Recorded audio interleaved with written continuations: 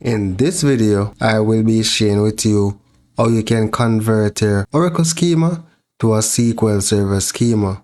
To achieve this, we will be using Azure Data Studio. So to get started, there are a few extensions that you need to install.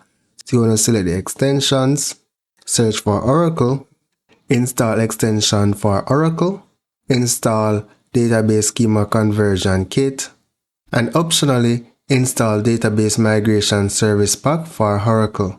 Then once you do that, you're going to create a connection to your Oracle database.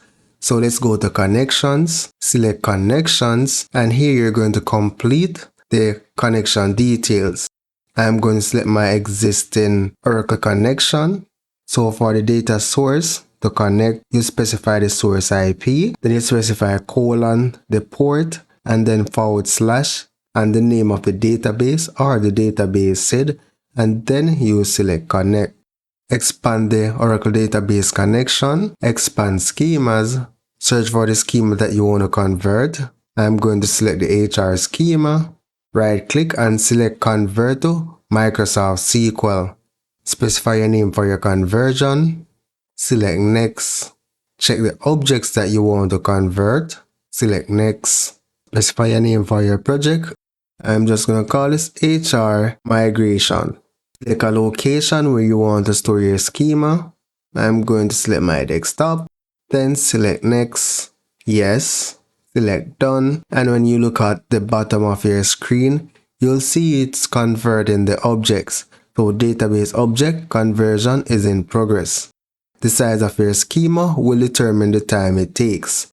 So let's go to our desktop now. Open the migration folder, and the SRC folder. Open this folder, it's the name of your database, the SID and the port.